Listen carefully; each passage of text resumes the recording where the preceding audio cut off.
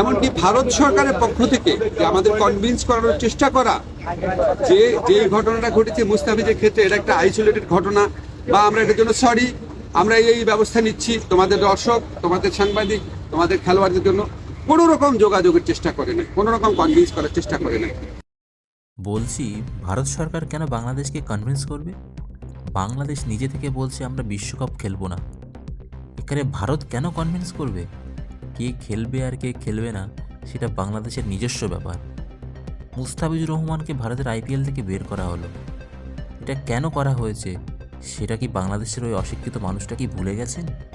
বাংলাদেশের হিন্দুদের উল্টো করে ঝুলিয়ে গাছে বেঁধে আগুন দিয়ে জীবন্ত মেরে ফেলা হলো, আর আমরা ভারতীয়রা বাংলাদেশের খেলোয়াড়দের ডেকে এনে আমাদের পকেটের টাকা তাদেরকে দেব?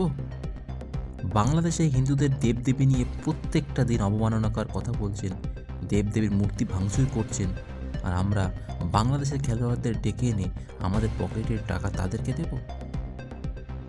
বাংলাদেশে আপনাদের নেতারা ভারতীয় পণ্য বয়কট করার দাবি তুলছেন, আর আমরা বাংলাদেশের খেলোয়াড়দের ডেকে এনে আমাদের পকেটের টাকা তাদেরকে দেব? আপনাদের দেশের অশিক্ষিত নেতারা সেভেন সিস্টার দখল করবেন বলে উস্কানি দিচ্ছিলেন। কেন দিচ্ছিলেন সেই সময় আপনাদের কি মনে ছিল না? আপনাদের বলতে লজ্জা করে না যে ভারতকে সরি বলতে হবে?